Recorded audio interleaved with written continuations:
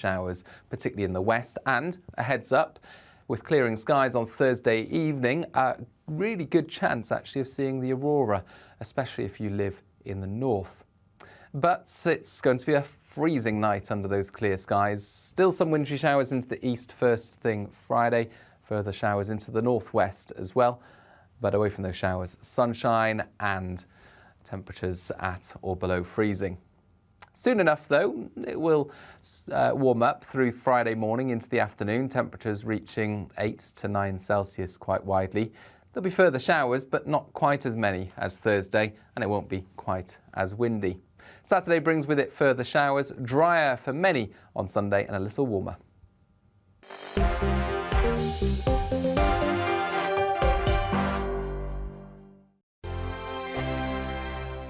GB News is the UK's home of discussion and debate from all perspectives. To stay up to date on the latest stories, make sure that you subscribe to the GB News channel right here on YouTube. You can watch us live 24/7 across the whole world. You can also check out exclusive content and catch up on previous episodes of your favourite shows. Every day, we ask the questions that you'd ask, so why not add your voice to the conversation in the comments section? Don't forget to subscribe. We are GB News, Britain's news channel. Every night at 11 on GB News, we bring you the next day's stories the day before. Basically like time travel. If it's a big story, we'll cover it, guaranteed. But we'll also have some fun along the way. Big opinions, big laughs. Sometimes big hair. This is Headliners, the paper review show that won't send you to sleep like the others will. 11 p.m, 7 nights a week. Join us.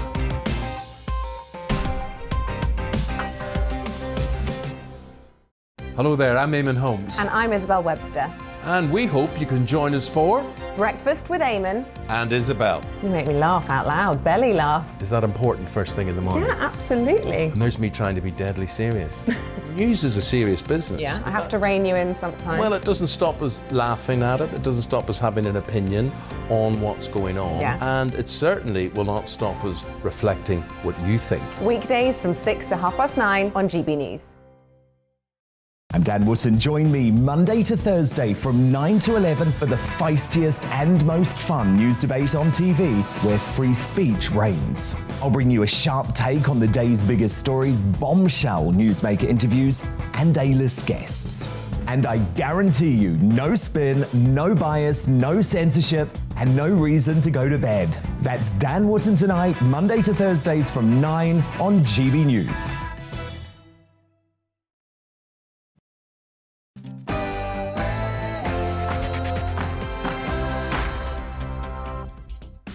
Tonight on Farage, 300 babies died or had severe brain damage in Shrewsbury and Telford Trust. I'll be asking tonight, should the NHS actually be held accountable? We'll have a look at Joe Biden's performance as US President and ask the question, why is nobody calling for him to go on the grounds that he's not fit for office? And joining me on Talking Pints, sports fanatic, broadcaster and political campaigner, Johnny Gould. But before all of that, let's get the news.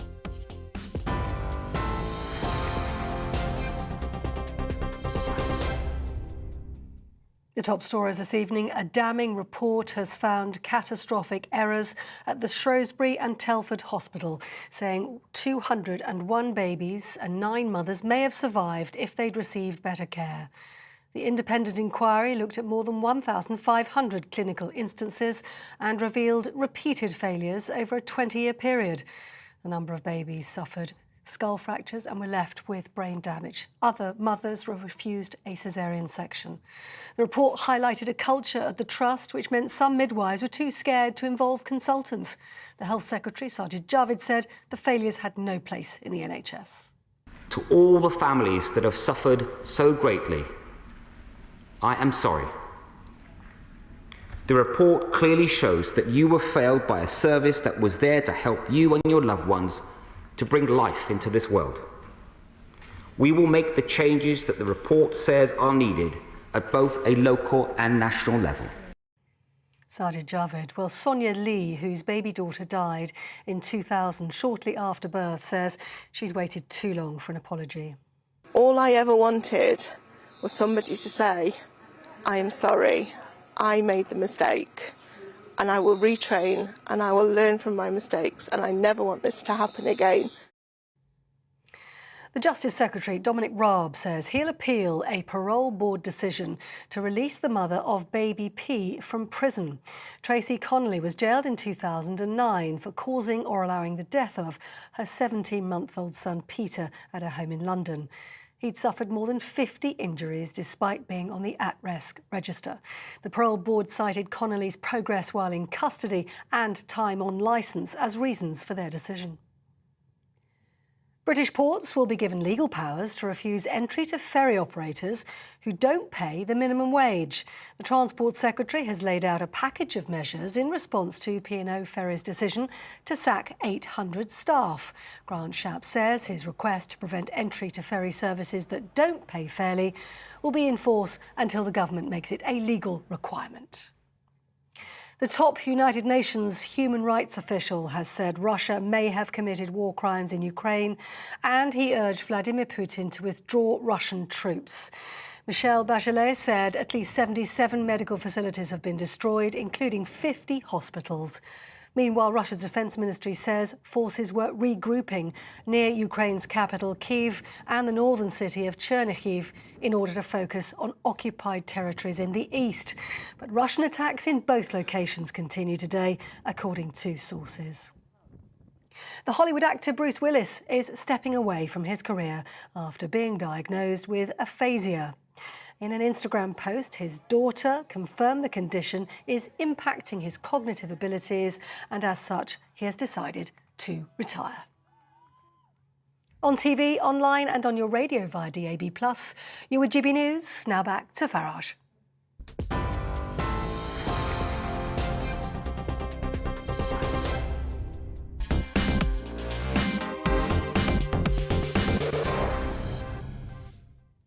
Good evening. The NHS is the envy of the world, so Boris Johnson tells us, and it's a narrative that's been put about actually for a very long time. Indeed, I've met people who genuinely think that we're the only country in the world that has a public health system. Well, of course, that's just not true. But criticism, oh, no, no, no. You can't criticise the NHS at all. If you do, you're accused of being nasty to all those doctors and nurses that work so hard.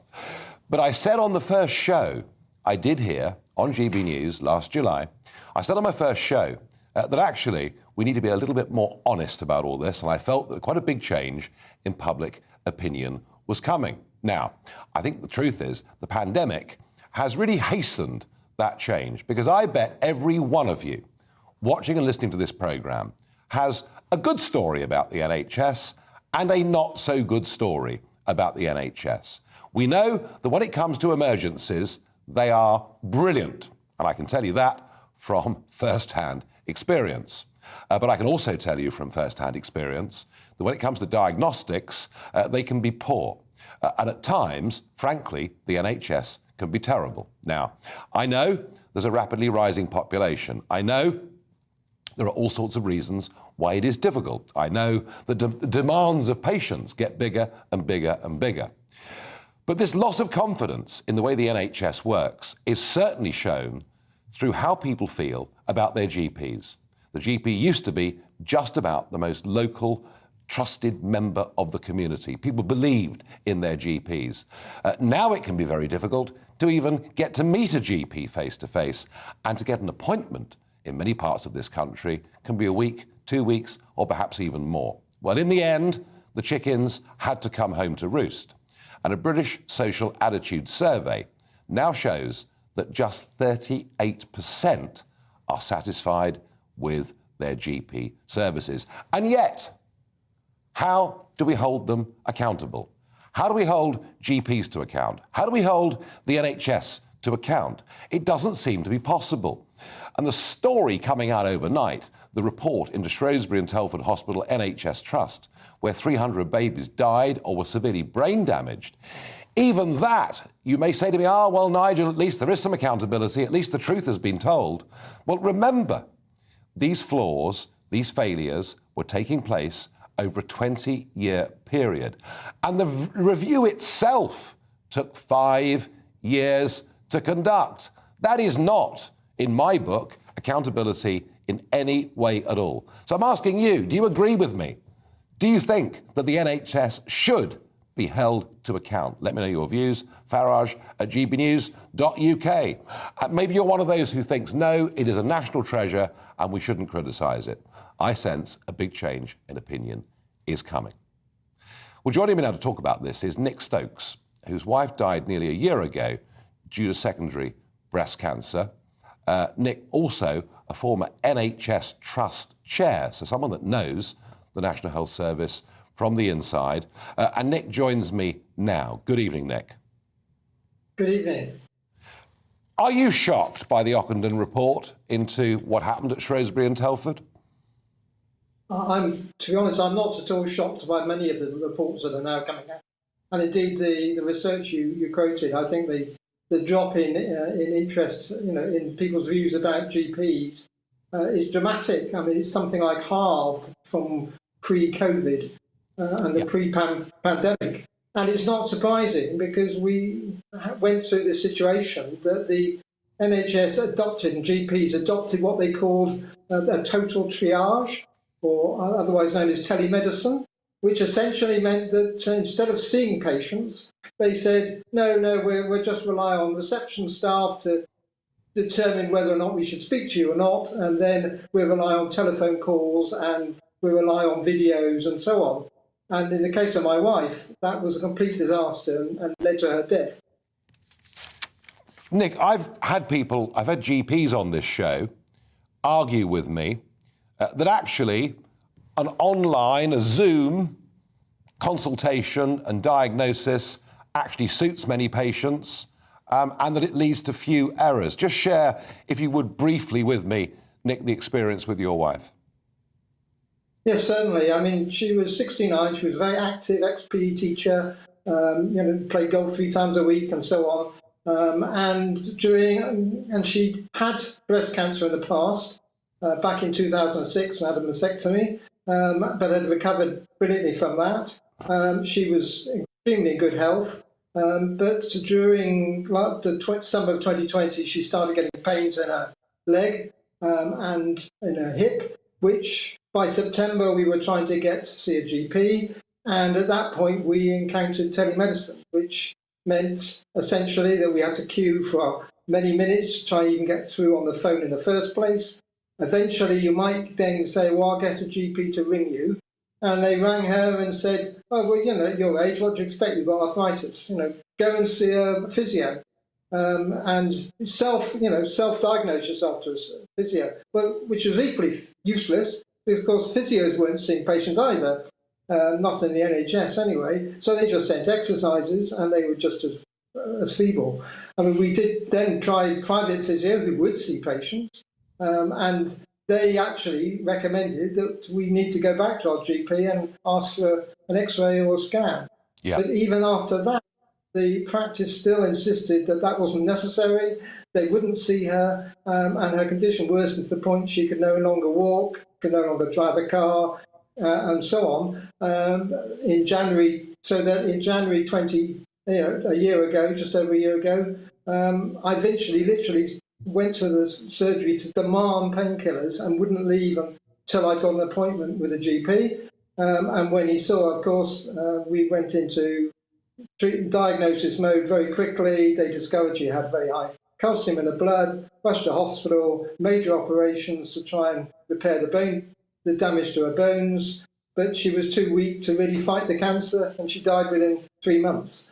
And what really saddened me more than anything was 2 things. One, during that period of time, she was very rarely at home, and I couldn't see her in hospital because obviously of COVID, so she was stuck on her own. And I hate to think what was going through her mind in the last weeks.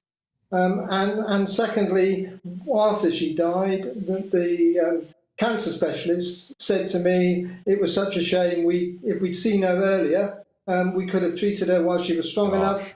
And although the cancer wasn't curable, it was controllable.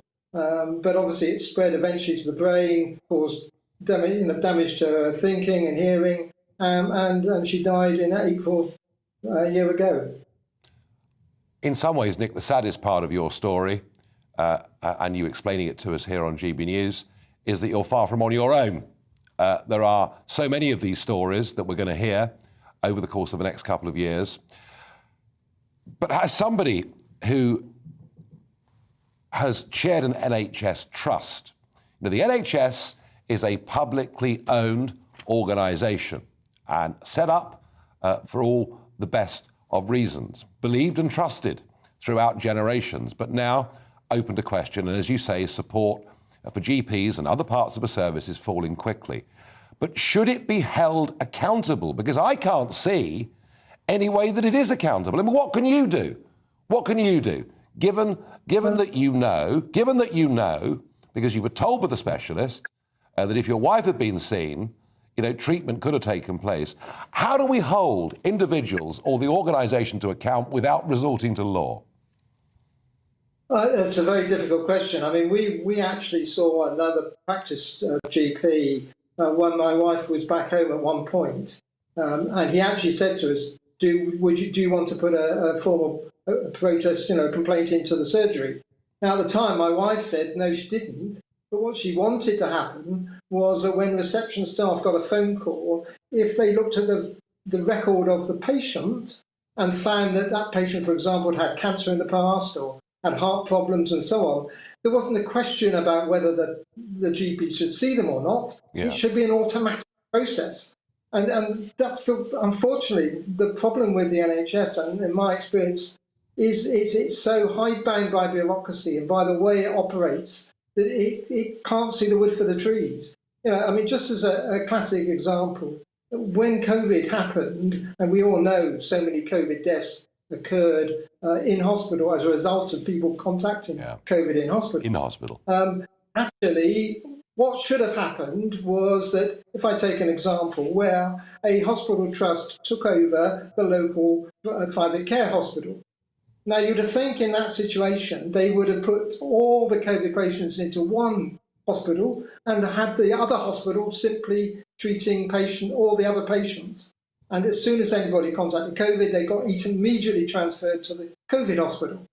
But actually, that didn't happen. I mean, when I was visiting that particular private hospital during a lockdown period, just after lockdown, my specialist there told me that in that particular private hospital, the ground floor had been for non-COVID patients and the first floor was for COVID patients. And as he said to me, it's just plain daft. Who came up with that idea?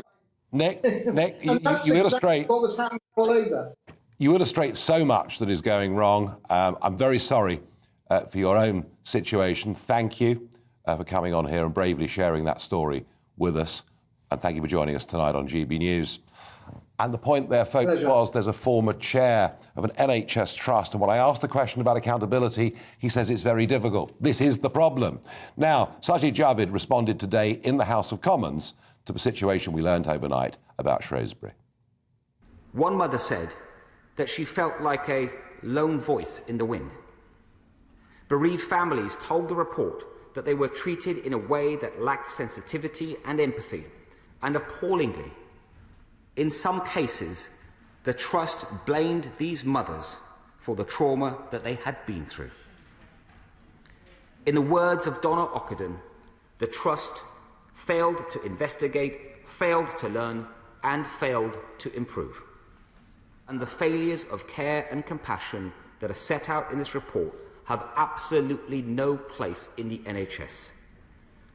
To all the families that have suffered so greatly, I am sorry. The report clearly shows that you were failed by a service that was there to help you and your loved ones to bring life into this world.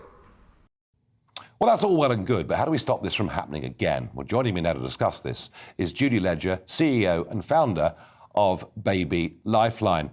Judy, lots of apologies, lots of mea culpas coming from ministers, the government. How do we prevent something like this from happening again? Well, I think listening to Nick, I mean, his story, very harrowing, and obviously somebody that has a wealth of knowledge within the NHS. I'm actually an ex-nurse and I lost 3 babies in tragic circumstances. So I've sort of seen both sides. I've also devoted my life really to improving maternity services. I have to agree that things have changed, some for the better, some for the worse. I think there is a huge amount of bureaucracy. It doesn't help the health professionals themselves. I think in the Shrewsbury and Telford case, it's shocking. We had a clue, well, we knew what was coming over the 5 years, but to see it today, it really is enormous. You know, the enormity of the whole thing is quite shocking. And the culture has to change. And I understand what was going on there. I understand there was a very anti-caesarean section culture going on there, which perhaps was to blame for many of these problems. Yeah, financial targets, which is, you know, we heard that all about financial targets, which should not be the case. I think that the NHS has got huge pressures. It's grown. It's fragmented in many ways. We find that trusts vary. Some are absolutely fantastic. They're slick. We can work with them. Others have these issues. I have to say that most of the health professionals we work with are tremendous, and I feel so sorry for them. But I feel very sorry for these women and families that have suffered and had to fight so hard for years to get anywhere. And yet, Judy, it's taken 5 years from start to finish for this report to be issued. And other than looking back at past errors, has anybody actually been held to account? I think that's, Donna was saying that is, she's been quite robust in this report. I'm glad, I'm happy to say. Yep. I think that's the next step.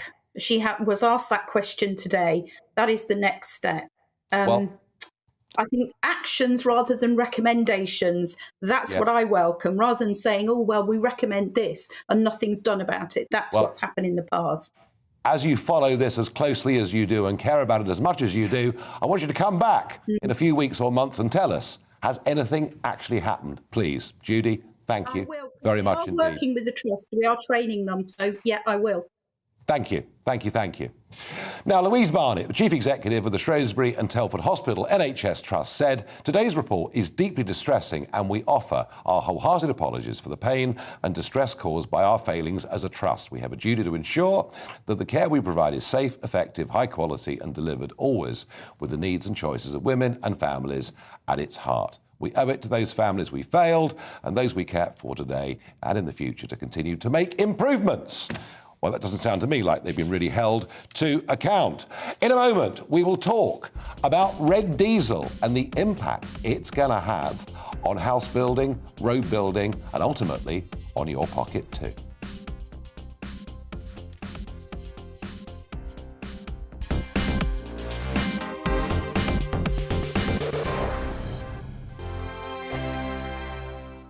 GB News is the UK's home of discussion and debate from all perspectives. To stay up to date on the latest stories, make sure that you subscribe to the GB News channel right here on YouTube. You can watch us live 24/7 across the whole world. You can also check out exclusive content and catch up on previous episodes of your favourite shows. Every day, we ask the questions that you'd ask, so why not add your voice to the conversation in the comments section? Don't forget to subscribe. We are GB News, Britain's news channel. Every night at 11 on GB News, we bring you the next day's stories the day before. Basically like time travel. If it's a big story, we'll cover it, guaranteed. But we'll also have some fun along the way. Big opinions, big laughs. Sometimes big hair. This is Headliners, the paper review show that won't send you to sleep like the others will. 11 p.m, 7 nights a week. Join us.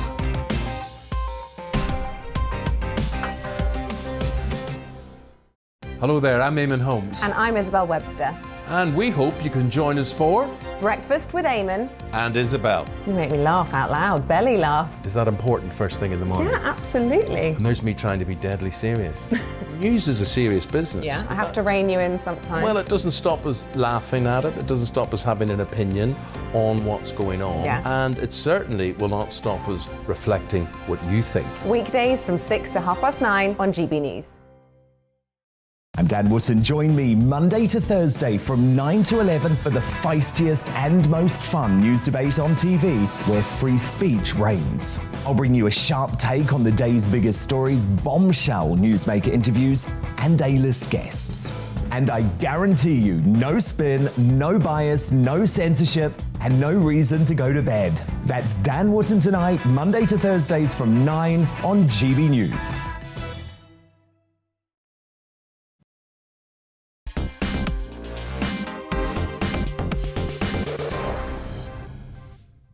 As confidence in the NHS falls, should it be held accountable? Your reactions. Christine says, seriously need to review midwifery training. James says, what is needed is personal responsibility in the public sector. People make decisions, not institutions, and when their decisions lead to deaths, as we've seen in social services and the NHS, those individuals should be held to account, just as they would be in the private sector. I think many will agree with that. Another viewer says, how can you fire the NHS? Well, no, that's the problem. There is this lack of accountability that is, I think, at the heart of the problem. Mike says people need to be held to account. Agreed. Robbie says the NHS needs total reset, but no politician has the guts to do it. I think that's probably right. But we can stand there and clap, and we can pretend that everything is absolutely tickety-boo. It isn't. Now, the 1st of April looms, and I wonder, who are the April Fools going to be? Well, I tell you who they're going to be. They're going to be people working in the commercial world who have been buying red diesel. What's red diesel, you ask? Well, red diesel is diesel that has a much lower duty on it. Typically, diesel at the pumps has 58p of tax levied on it. Red diesel has about 11p levied on it. Now, there are exemptions, and this red diesel, this cheaper, this less highly taxed diesel, will still be available to most of the maritime industry, still be available to most of the farming industry. But in the worlds of construction and building, it will no longer be available. What does all this mean, and how in the end will it impact you? Well, I'm joined by Ben Griffiths, a plant hire owner and somebody who's worked in the industry for 31 years. Ben, good evening. Hello, Nigel. Nice to talk to you. Good, very good to see you here. And I mean, you're headed for a massive price hike, aren't you, at the end of this week? Yes, we are. Yes, yeah, most definitely. Not good at all. And tell me, you know, for you running a business, what does it mean for you in terms of pounds, shillings and pence? Well, it's all the capital, extra money that we're going to have to find and outlay, you know, to buy the white diesel at the full duty price. Yep. And the security implications of looking after it, you know, fuel bowsers on site, God knows what. You know, it's going to be an awful, very challenging time for us, definitely. And so you're involved, your company's involved primarily in the construction business, yeah? Yes, yeah. Agricultural plant hire and working for small builders and local companies, basically. So you obviously didn't come within the agricultural exemption. Well, if you read Excise 75, it says there's no allowance, you know, for farm work, building work on farms. You know, they're sort of saying on that it all has to be white diesel. And it's a huge outlay for us guys that are doing the work to find all the extra money to buy the fuel and then wait to get it back, etc. And to be honest with you, I don't really understand why, because there is no gain. Environmentally, it makes no difference. You know, red diesel is the same as white diesel, only that it has a dye in it. Yeah, as you say, there is. But I mean, as with so many things I criticise with government's so-called environmental and green tax policy, there is actually no environmental gain. But let's just take it down the line, shall we? You know, you've explained your difficulties with this. So I'm a local builder, and I come to you, Ben Griffiths, because I need to hire, you know, gear, kit to construct. And that means that as a builder, my costs too go up. So does this ultimately mean? Does this ultimately mean that new build houses become more expensive? Well, absolutely, everything's going to go up. So even though we had a 5 pence a litre drop on the pumps, I mean, it's hidden behind all this red diesel ban, is it not? Well, I mean, the money that they're going to gain from making us all buy white diesel is going to soon eradicate that 5p drop. Yeah. Yeah. And yet, I don't know about you, Ben, but I know the construction industry, people in your position, I know the road builders, I know all of these people are facing massively increased costs, and yet there's been barely a murmur about it in the media, has there? Nothing. No. No. And that's because you're not involved in a trendy and what is seen to be environmentally friendly industry. Ben Griffiths. Correct. Westminster thinks you're a bad dude. That's what it is. Well, Ben, look, thank you for coming on and sharing your story with us. And I was keen to do this because I just feel that this has not been discussed and it's going to hit everyone's pockets in the end. Thank you for coming on and for joining us. Now, today in Australia, a state funeral was held for Shane Warne. And Warne, really a remarkable personality. To begin with, I remember hearing in 1994 that a young leg spinner was coming on tour. I thought, leg spin disappeared decades ago. But no, young Shane Warne had sort of almost rediscovered the art of leg spin, and he came to England, and the first ball he bowled, let's have a look at the first ball that Shane Warne bowled in a test match in England. Poor Mike Getting down the other end, and it's called the ball of the century because it pitches way outside leg stump, looks like it's going massively down the leg side, and then turns at the most remarkable angle. And that was the introduction, really, of Shane Warne, the cricketing genius. Yes, of course, hailed as a hero in Australia, but hugely admired here too. In that 2005 Ashes series that was nip and tuck all the way through, you know, whenever Australia were up or down, Warne always tried 100%. He was pretty handy with the bat too. But he then made the transition from cricketing genius into sort of international celebrity. And he finished up spending much time, in fact, even engaged, I think, to Liz Hurley, English supermodel. And it did appear for a bit that she kind of tamed Warne. But suddenly, it wasn't just the back pages that Warne was on. He was filling the gossip columns and somebody that everybody knew, whether they were sports fans or not. Now, he was, of course, a bit of a bad lad too, in many ways. I mean, we're all flawed, aren't we? But just a remarkable sportsman, a very well-known celebrity, clearly an all-round very nice guy who wished nobody any harm at all. And one of those figures that was a star in this country as well as his own native Australia. And perhaps it was really very nice of the Australian government to actually today give him a full, big state funeral. Not something that happens very often in Australia, but it was done today in real style. You don't get many sportsmen that make as much of an impact on such a wide, broad range of people as Shane Warne managed to do in his life.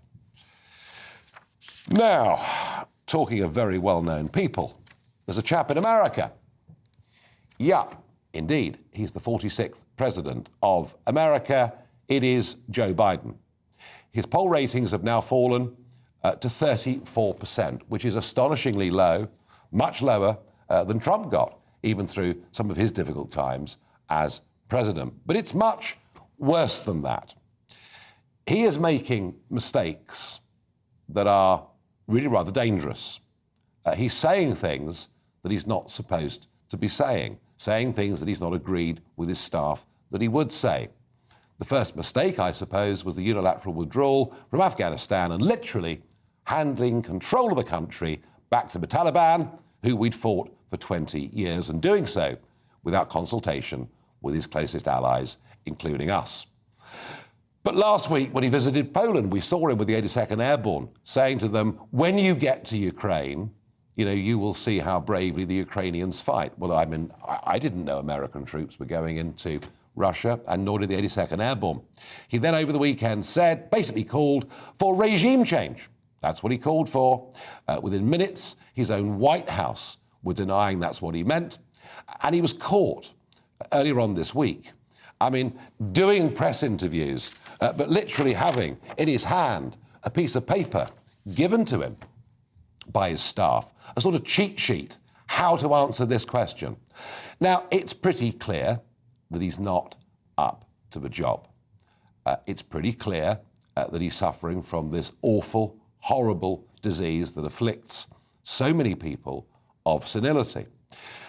And I'm just surprised that no one's yet talking about the 25th Amendment. Section 4 of the American 25th Amendment basically says that when a president of America is unfit for office, the vice president and a majority of the principal officers of the executive, or a body such as Congress, can remove him from office on the basis that he's incapable of holding down those duties. Now, this 25th Amendment, it was said many, many times, you know, let's move the 25th and get rid of Donald Trump, but it was never, ever done because there was no real justification for it. And yet, I'm really surprised there aren't voices now in America calling for it.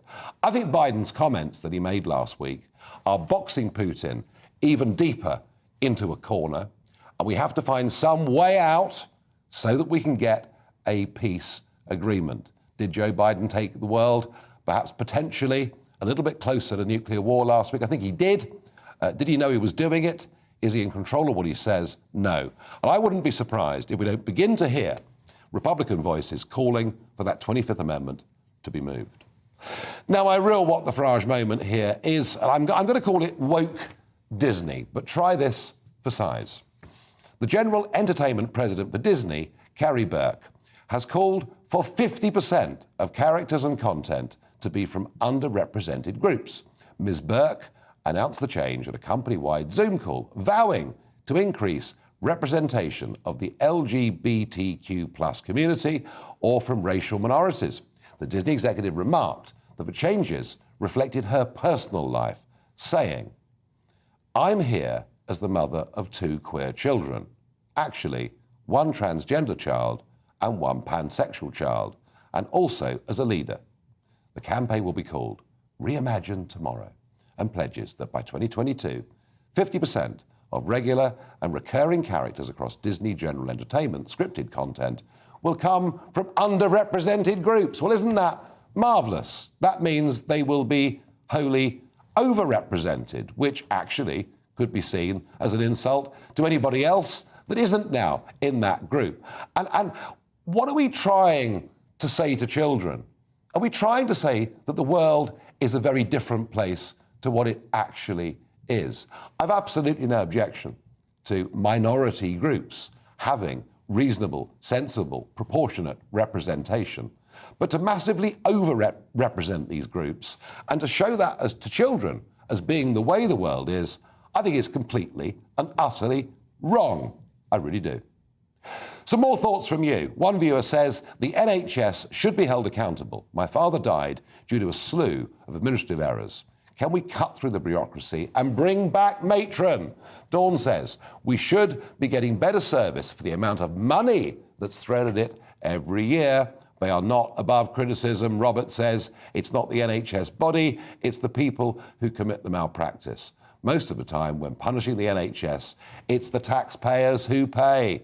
Andy says, give the NHS a year to sort itself out and then be accountable. Well, we're going to find out more quickly than that, aren't we? Because we're going to find out much more quickly what actually happens as a result of the Ockenden report into those dreadful practices up in Shrewsbury and Telford. Now, at the top of the hour at 8 o'clock, I will be gone, but Mark Stein will be here. And he joins me now to tell me what's going to be in his show tonight. Hey, great to be with you, Nigel. I agree with that guy, by the way. Bring back Matron, even if the word always reminds me of Hattie Jakes, whatever Carry On film that was. We have Jackie Weaver. She's the lady who presided over that parish council meeting that went viral. And until she came along, no one in the English language had ever had use for the phrase viral parish councillor in the entire history of mankind. But she's the viral parish councillor, and she'll be joining me. Lawrence Fox, Loza himself, will be here to talk about free speech and Islam. And we'll have more on the Chinese gobbling up the Commonwealth, island by island. That's all coming up at the top of the hour, Nigel. Mark, thank you very much indeed. And that point about the Commonwealth is well made. China, the Chinese Communist Party, want to break up our link with the Commonwealth in strategic places all over the world. Up next, it's going to be Talking Pints. I'll be joined by Johnny Gould. He's a sports fan. He's a broadcaster. I think he's worked for virtually every broadcaster in the country over many, many years, but he's also a bit of a political campaigner too. He'll be with me in just a moment.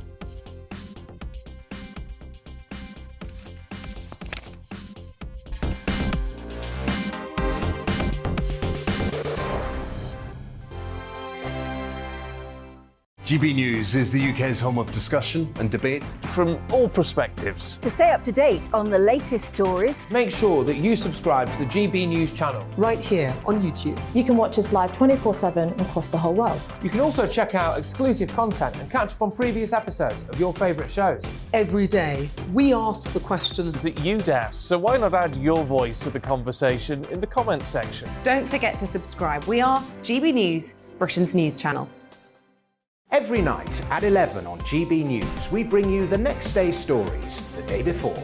It's basically like time travel. If it's a big story, we'll cover it, guaranteed. But we'll also have some fun along the way. Big opinions, big laughs. Sometimes big hair. This is Headliners, the paper review show that won't send you to sleep like the others will. 11 p.m, 7 nights a week. Join us.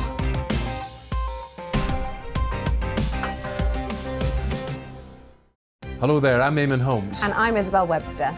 And we hope you can join us for Breakfast with Eamon and Isabel. You make me laugh out loud, belly laugh. Is that important first thing in the morning? Yeah, absolutely. And there's me trying to be deadly serious. News is a serious business. Yeah, I have to rein you in sometimes. Well, it doesn't stop us laughing at it. It doesn't stop us having an opinion on what's going on. Yeah. And it certainly will not stop us reflecting what you think. Weekdays from 6 to 9:30 on GB News.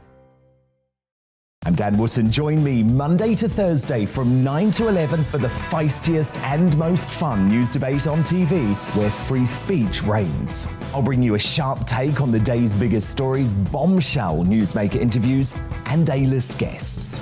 And I guarantee you, no spin, no bias, no censorship, and no reason to go to bed. That's Dan Wootton Tonight, Monday to Thursdays from 9 on GB News.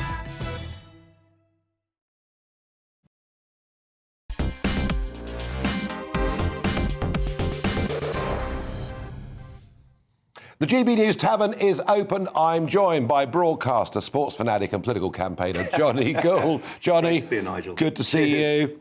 Now, Aston Villa, West Midlands man. Cheers, man. Up Villa. Was it football that got you into sport, or was it all sport that always interested you? It was. Dad used to bring home the Express and Star and the Evening Mail every night. He used to tell me off every night because I started from the back page. And he basically said to me, you've got to start reading the newspaper from the front, look at news and politics and current affairs. And I said, I just love sport. And he said, you'll never get a job out of that. You'll never earn any money from that. And he always reminded me of that. But it has been a great career. But I'm very much now in news and current affairs. Yeah, I know that you've kind of moved on with it. But you know, when it comes to being a sporting broadcaster, which is what you became, I mean, how does a young kid that likes football become a sporting broadcaster? Because it's like that's like a dream, isn't it? It is. I just went for it. I started doing hospital radio, like so many kids did. Hospitals around Birmingham and Solihull, and they said, you can't be ambitious here. You've got to just devote your time to... Yeah, right. So I did that for a year or so at 18, and then I wrote to, BBC local radio, and I had approximately this voice as a kid.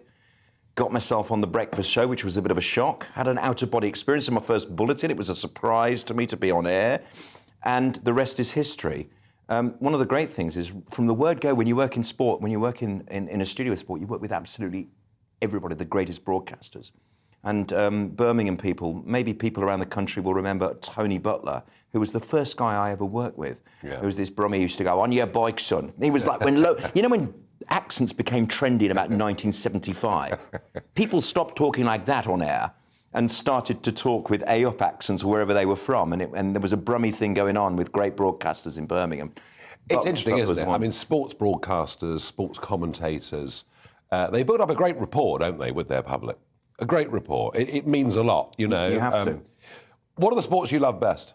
Football is my thing. Yep. I love tennis as well. Yep. I used to love snooker. I'm not saying I fell out of love with it, but it sort of became about whatever Ronnie O'Sullivan was doing, and players now who, it's not as glamorous it was, but I think snooker benefited from the fact that football went down the chute in the 80s because of Heysel and Hillsborough, and it was just so televisual. There was the bad one, Alex Higgins. There was the well-groomed one, everyone's favourite son, Steve Davis. There was the grinder. It had great personality. And of course, there were fewer TV channels. Yeah. So I think it was the final that Dennis Taylor won in the late 80s. That was great. And I watched that. It was dramatic stuff. Brilliant. And was there 18 million people watching That's it, right. like 11:30, quarter to midnight on a Sunday night. You know, sports coverage has changed, hasn't it? You know, I talked about a few channels. Now, cricket's the game that I love to watch on television, but I watch everything else as well. You know, and pleased to see Palace winning 4-0 in the quarterfinals the other day. It's possible. Yeah, so I come, but I follow. Johnny, I'll watch anything. Sports-wise. I mean, I enjoy pretty much anything. But it was quite easy, wasn't it, really? Because you had, BBC One, BBC Two, ITV, then Channel 4 did cricket for a bit. Did it very well, I thought, actually. Yes. Now, I pay a Sky subscription because I want to watch overseas cricket, but then it just came to the recent tour and Sky weren't covering that, so then I have to subscribe to BT Sport. And now if I want to watch a particular boxing match, that'll be another 10 or 15 quid to watch that. Are they putting sport beyond the price range of lots of the fans? They are, and worse still, actually, they're creating a problem in terms of the next generation being captivated by it. Cricket's big problem was that they put it behind the Sky paywall. What's happened to it? They've actually created a football concept. I think cricket has diminished because they've taken too much money from Sky, and the debate within cricket now is to try and put it more on terrestrial television. There was a bit of Channel 4 action, wasn't there, with repeats late at night, Mark Nicholas, etc.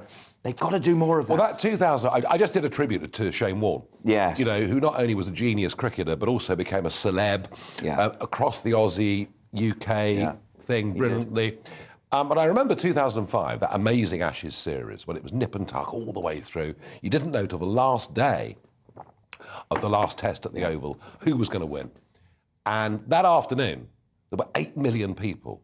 You know, they should have been at work, most of them. But there were 8 million people watching cricket on terrestrial TV.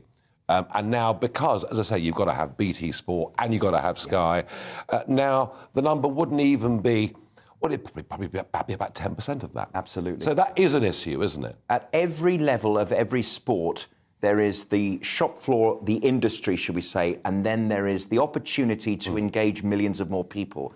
I think about that with the Champions League, which is arguably the greatest football in the world, which is behind a paywall. And then you've got the World Cup, which everyone gets involved in because it's on ITV and BBC. And however big football is, it needs that engagement. Crowds do go up, the popularity goes up. And the same goes for cricket. If they're going to have a 5 or 6 test series in the summer, one of them needs to be on ITV or Channel 4, somewhere, BBC. Can you explain to me how, and I was there at the final of the European Championships. Yes. I mean, shocking crowd. Yeah, you got in. I think we talked about it. And you had a ticket, didn't you? I did. I didn't jump the barrier or anything like that. Not you. But I saw a few that... Yeah, I bet you did. How is it that Italy beat England on penalties and win and are the champions and haven't lost a game of football for, I think it was 37 games? You know, looked to be an amazing side. Yeah. A great goalkeeper, the lot. And now they get beaten by North Macedonia and haven't qualified for the World Cup. How does that happen? Or is that why we watch sport? Exactly. I would say it put North Macedonia on the map, but I still don't know where it is. But that's the amazing thing. Italy had qualified for every single World Cup until the last one, which also they failed. This is a real crisis for Italian football. But they are the maddest football nation. I mean, they won the World Cup in 2006, and the bottom had fallen out of their Lo Scudetto, their title, because there was corruption and relegation of their major clubs, and yet their national team came together and won it. And so they can be the European champion and lose World Cups either side. This is something that England never do. Italy are a tournament side. They were my tip to win the tournament at Euro 2020 until we got to the final where I had to be patriotic and tip England. But of course, Italy were inevitably going to win that one. Well, Johnny, you and I could talk about sports for hours, but I've got to move on. As you said, you're doing more current affairs, commentary, and podcasting, and all the things you're doing. And you had some pretty strong feelings about Jeremy Corbyn, didn't you? Yes, I did. It kind of launched the positive part of my podcast. It's called Johnny Gould's Jewish State. It's not a campaign for Israel per se, although I do support the state of Israel, of course. It's about the state of me and the state of, I think, the diaspora Jewish community. And I have guests on which challenge all sorts of mainstream orthodoxy, which when you're Jewish is not very difficult to do because there are so many opinions and so many different ideas out there. And my guests do that. So the last guest I had on is a guy who tweets in Arabic exclusively. He has 500,000 followers. He's an Israeli. He was born in Beirut in Lebanon. And he challenges the Arab populace with content about Israel, which they never get. They're lied to by their mainstream media. And this guy's called Eddie Cohen. I had Professor Alan Dershowitz on. Did you? Yeah. And I asked him about the BBC. And he said I was the perfect guy to ask about the BBC. He accused them of advocacy, not journalism, because they're always about getting people on one side of the story and not the other. He said he was the perfect person to ask. And when they kind of shamed him and then they said this is below our standards, even if you didn't know anything about Dershowitz, as I'm sure most people didn't actually know the ins and outs of the case and the allegations which he says are completely false against him. When the BBC say that he fell below their standards, what does that mean? It is a slander of a kind. So I really go for good guests. Yeah. And it is an interesting listen, I'd like to think, and it's not just he's got good guests. Never invited me, obviously, but you are on my you're on my hit list. I shouldn't say that, should I? Corbyn, anti-Semitism. Has Starmer beaten it off? He is trying to be the man who isn't Corbyn. And he isn't an anti-Semite. And he is Sir Keir Starmer, not Jeremy Corbyn. However, he has not addressed the simmering undercurrent of the broad church that is the Labour Party and anti-Semitism. My friend was walking his dog in the park in Dollis Hill today and came across Ken Livingstone with a huge bunch of Palestinian flags, about one man and his dog there, 15 people, and they are talking about, well, they're doing the Palestinianism. They're talking about... And that's become very trendy on the left, hasn't it? It's terrible. And by the way, while they're doing that, they are on the side of a murderous campaign. 11 Israelis, and actually some of them aren't Israelis, some of them were Ukrainian nationals, Jewish, non-Jewish, a Christian policeman. They were murdered along the street in assorted cities, one in Hadera in the north, in Bnei Brak. It's been happening. It's been going on. No, I know. Funny enough, it hasn't been that big a story here, really. No, it's getting bigger. It's horrible. Israel has a new security issue with AK-47s, Uzis on the streets of Israel. They dealt with suicide bombs, and of course they built a huge wall to defend themselves against Palestinians coming out of the West Bank. Gaza with Iranian rockets flying into Israel. They dealt with Iron Dome. Of course, 91% of the rockets that come in. That doesn't mean that everything Israel does is quite right. No, we're not here to say that Israeli policy isn't to be criticised. But these people don't criticise Israel. What they want is the destruction of Israel. I know. That's the difference. Literally, the obliteration. That's right. Yeah. No, I get that. But of course, campaigns for racial equality we all want to support. And in the wake of the horrible murder of George Floyd, Black Lives Matter, this organisation appeared, and everybody was to bow down and take the knee. And I knew Black Lives Matter from my time in America. Right. I knew what they were. I knew it was hard left, Marxist, defund the police, etc. And criticising it was for me a very difficult place. You were in a similar position on that, weren't you? I was in the Supporters Trust at Aston Villa. I spoke out about it. I spoke out about it on a personal basis, not representing the football club or indeed the Supporters Trust. Yeah. And I was subjected to appalling racism some of it from officers inside the football club. If it wasn't for the chief executive and the chief operations officer, it could have got very mucky in a Yorkshire Cricket Club kind of way. But I salute Christian Purslow and Paul Tyrrell basically for taking care of me. I'm just a fan now. That'll do me. I love Villa. There's nothing the haters can do about that. I am from Birmingham. It is the top of my identity. You know, it's my club. But what happened? I mean, you know, Black Lives Matter was emblazoned all over Sky Sports. I mean, this organisation that no one knew anything about, we were all supposed to support. Did we all go mad? Yeah, we didn't do our due diligence on them at all.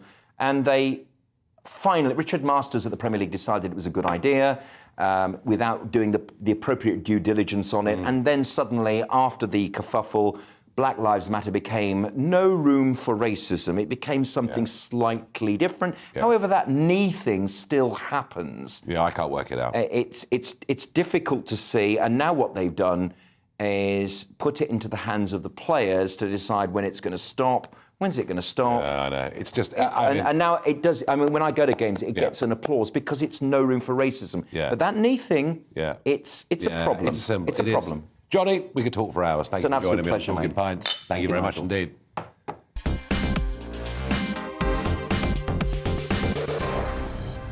We've got time. A couple of questions here on Barrage the Farage. Fraser asks, did Prince Harry let down his grandfather, Prince Philip, yesterday? Yes, yes, yes. What say you, Johnny? Yes. Absolutely.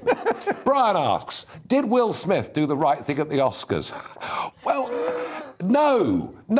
Violence in public is never justified, even if, on his wife's behalf, he felt severely insulted.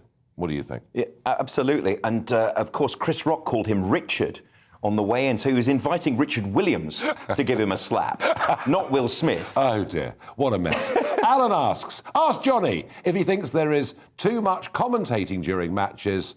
So Henry Longhurst used to sort of have pauses and silences on the open golf. Do commentators talk too much? They talk far too much. And in my day, on radio, obviously dead air was a crime, and on television you had to let the pictures do the talking. I would like to think that Gary Lineker at half-time during Luton versus Chelsea wouldn't talk about Roman Abramovich and sanctioning and just concentrate on Chelsea versus Luton. Well, I have to if you don't mind. I think that Lineker's as much a political campaigner, really, isn't he? Yeah. Coming up next, it's Mark Stein. First, though, it's the weather, which is going to get worse.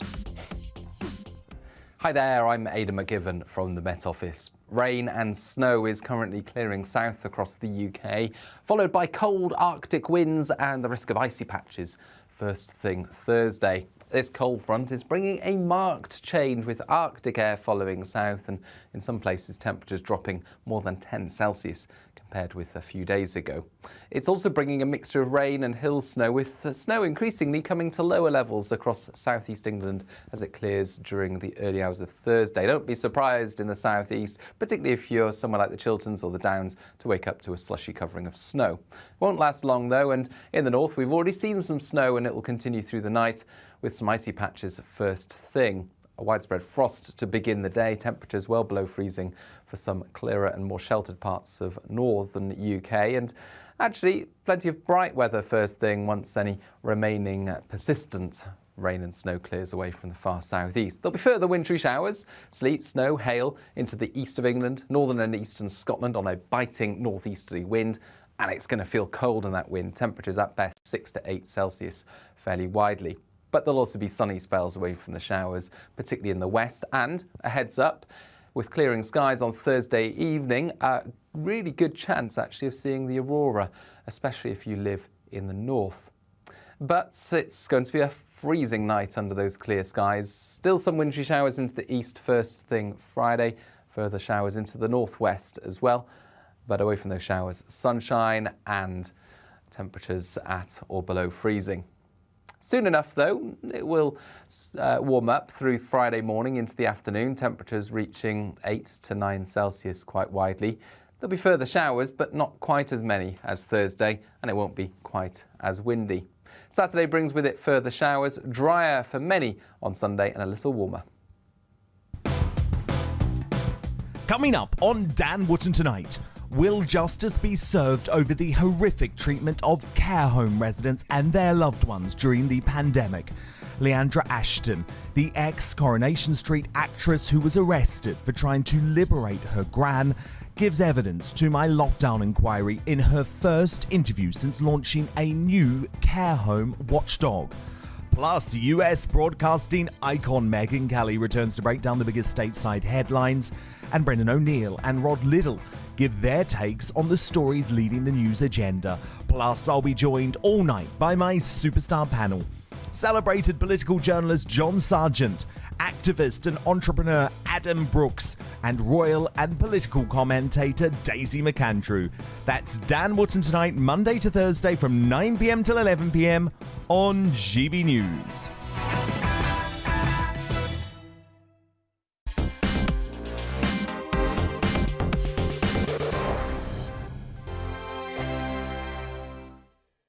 GB News is the UK's home of discussion and debate. From all perspectives.